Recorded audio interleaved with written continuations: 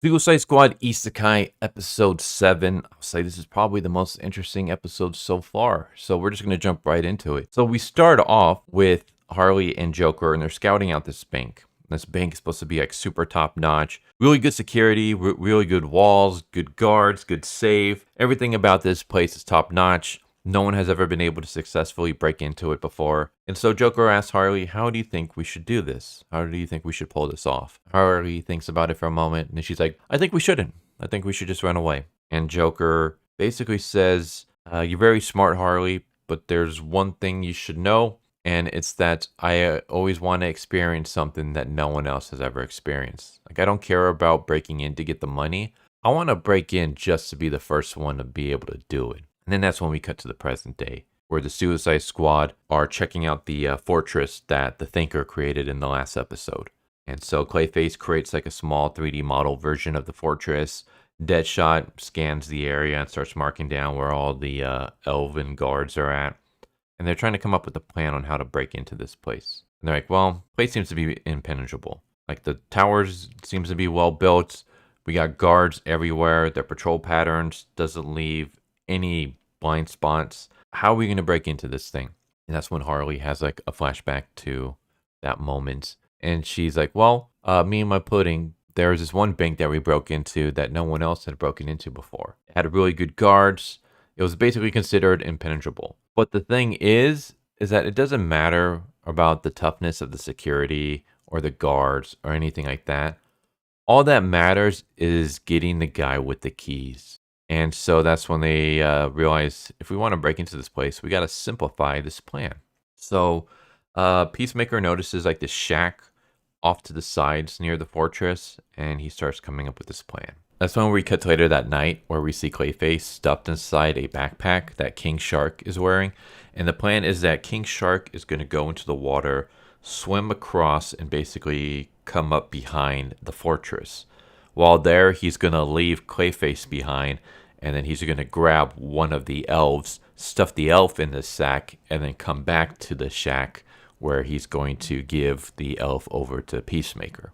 We just kind of have like a funny moment where Clayface is like, hey, I know that I'm clay and that I can get a little bit wet, but please, for the love of God, don't completely drown me, otherwise there'll be nothing left of me. And King Shark immediately dives in the water as Clayface starts screaming at him. And as King Shark is swimming to the other side of the fortress, we have Rick Flag and Deadshot. And they're chilling out on a cliff overlooking the fortress. And they're basically waiting for a signal.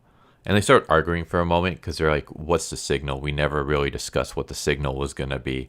And then that's when King Shark comes out of the water at the back of the fortress, lets Clayface out, and then lets out a loud burp. Like a burp so loud that everybody hears it, including all the Elven guards. And Deadshot's like, all right, that's the signal. Go, go, go. And Rick Flag's like, wait, what are you doing? That's not the signal. That can't be the signal.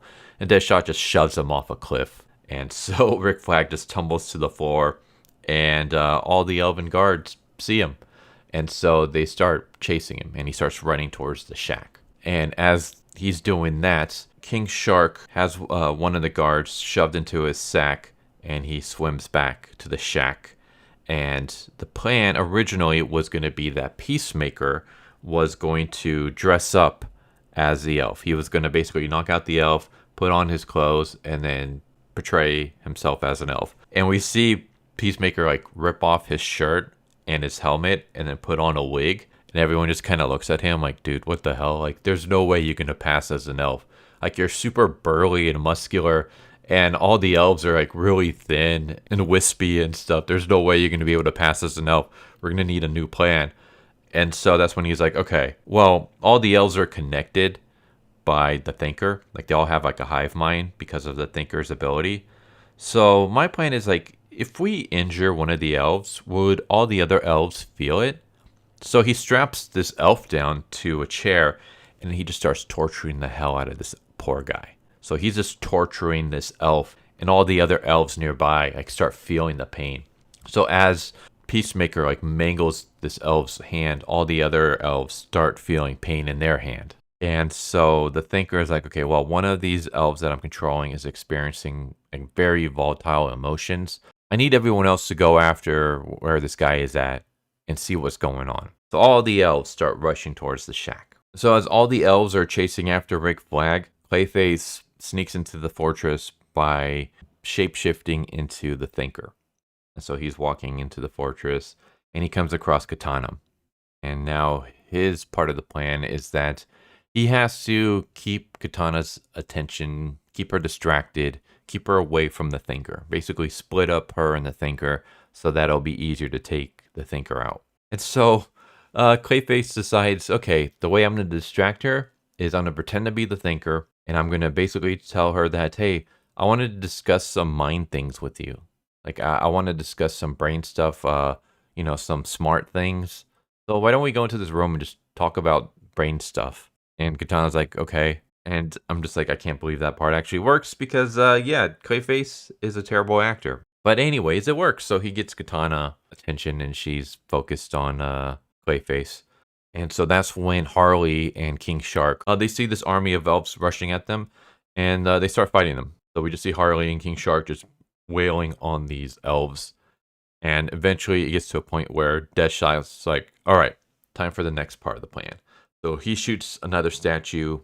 Artie, the baby dragon, sees it, tells Harley about it. And then Harley's like, all right, now it's my time to shine. Now I gotta rush towards the fortress while everybody is focused around this shack area. And we have this moment that I found really, really awesome. So I've kind of complained about some of the action animation in previous episodes, but this moment here, like, I freaking love it. It reminds me very much of the Monogatari series, specifically the Kizu Monogatari fight scenes, specifically the one between Araragi and Shinobu, the final scene that they have in the sports arena. This animation fight scene for Harley, it just reminds me very much of that. And so I'll leave like a short little clip of that moment in action so you can see for yourself and judge for yourself. But yeah, straight up reminds me of Monogatari. But Harley sneaks her way into the fortress and comes face to face with the Thinker. And so she tries to take out the Thinker. But the thing is that the Thinker is able to read her mind. He's able to predict what she's going to do next. So every time she takes a swing, he knows where to duck. He knows where to dodge. He knows how to trip her up. There's nothing she can do. And so she starts getting pissed off and she charges at him. And he uses his mind to levitate one of these pillars and smashes Harley in the face.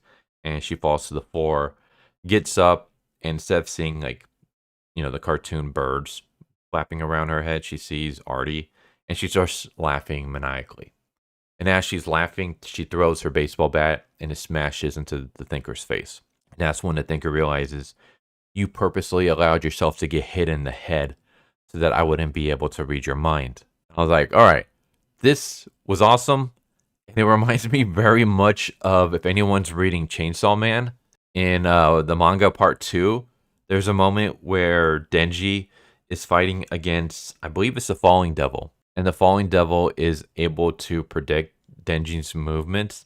So what Denji does is he uses his chainsaws to basically chainsaw his head. And so he basically just scrambles his brain. And because his brain is scrambled, the devil isn't able to read his thoughts. Instead, like, Denji is just like a drooling mess talking about corn dogs from France and stuff like that. But it works. He's able to attack the Fallen Devil, and the Fallen Devil isn't able to do anything because it can't read its mind because he scrambled his brains. And that's kind of what this reminds me of, where Harley purposely took a headshot so that her brain will get temporarily scrambled. She basically concussed herself so that the Thinker can't read her mind, and she's able to attack him without him being able to predict her movements. I was like, all right, that's pretty cool. So she's able to get some hits off him. And then she taunts him by saying, why don't you try reading my mind? You can't do it, can you? And he's like, oh, I definitely can. So he amplifies his powers to not just read her surface thoughts, but actually dive deep into her memories. So we see a flashback where we see Harley back when she was Harleen, and she's interviewing the Joker. And there's a moment where the Joker asks, if you truly love me, would you die for me? And he grabs her neck. And then it flashes to him holding Harleen over the vats, and he's getting ready to drop her. And all of a sudden, there's a quick flash, and Harleen is now Harley embracing Joker as Joker is now holding the Thinker over the vat. So I don't know how she was able to pull this off, but basically Harley is just so psychotic and out of her mind that the Thinker isn't able to like read her memories and come out unscathed. Like her past is like just so broken that him diving into her memories completely mind shatters the Thinker. And so we cut back to the present day where the Thinker is just completely, his mind is destroyed. Like diving into Harley's mind just completely broke his brain. And so with the Thinker gone, all the elves start losing their mind controlledness. Like they come back to their senses. We have like a funny moment where Peacemaker comes out with the broken, mutilated body of the elf he was torturing, and he like throws him on the floor. Like Rick Flag is just like staring at him, like, oh man, like what did you do to this poor guy? And then King Shark scoops up his body and starts eating him. And Rick Flag is like, well, I guess I truly am a villain now. Because if you think about it, these elves are pretty innocent. They didn't do all this on their own free will. They were being mind controlled.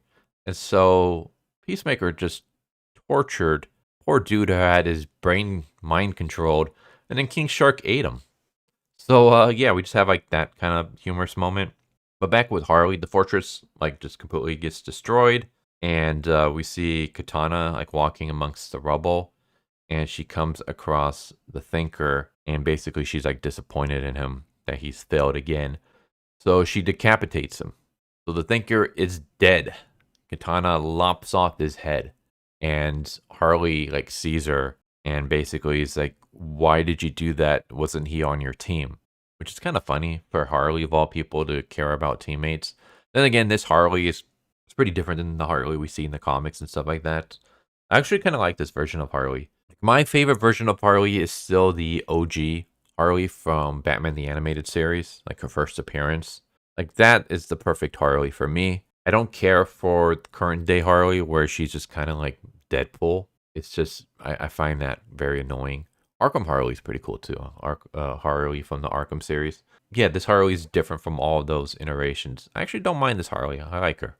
But yeah, Harley's like, I thought he was your teammate. Why would you kill him? Katana basically says that all I wanted was just the helmet. Like he was useless. The helmet's the only thing that we need. And then we get a fight scene between Katana and Harley. And fight scene's actually not that bad.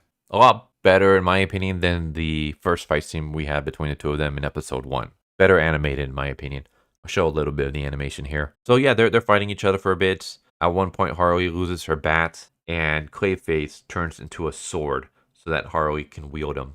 And then we have this like just strange moment, at least strange for me, where Harley is winning the fight against Katana. And I'm just thinking, I don't mind Harley winning a fight against Katana, but I do find it weird that Harley's winning a sword fight against Katana.